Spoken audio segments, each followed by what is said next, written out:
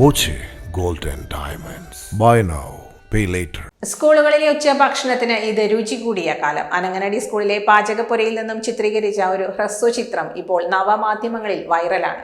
സ്വാദിഷ്ടമായ ഭക്ഷണം ഒരുക്കുന്ന പാചകപ്പുരയിൽ നിന്നും ഉദിച്ച ആശയമാണ് കുട്ടികളെ കൊണ്ട് തന്നെ ഇത്തരമൊരു ഹ്രസ്വചിത്രത്തിലേക്ക് എത്തിച്ചത്.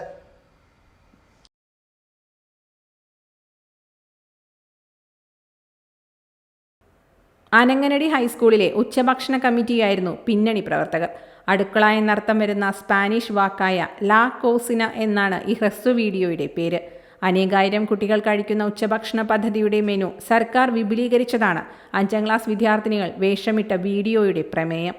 വിഭവസമൃദ്ധമായ ഭക്ഷണം വയറും മനസ്സും നിറയെ കുട്ടികൾക്ക് ലഭ്യമാക്കണമെന്ന് വിദ്യാഭ്യാസ മന്ത്രി വി ശിവൻകുട്ടിയുടെ നിർദ്ദേശം പല വിദ്യാലയങ്ങളും നടപ്പാക്കി വരികയാണ്.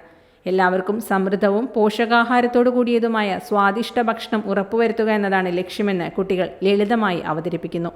5ാം ക്ലാസ് വിദ്യാർത്ഥിനിയായ പല്ലവി പ്രവീണാണ് വീഡിയോയിലെ പ്രധാന കഥാപാത്രം. ഒപ്പം സഹപാഠികളായ P Adya, A Sripriya, K Avyakrishna എന്നിവരും അഭിനേതാക്കളാണ്.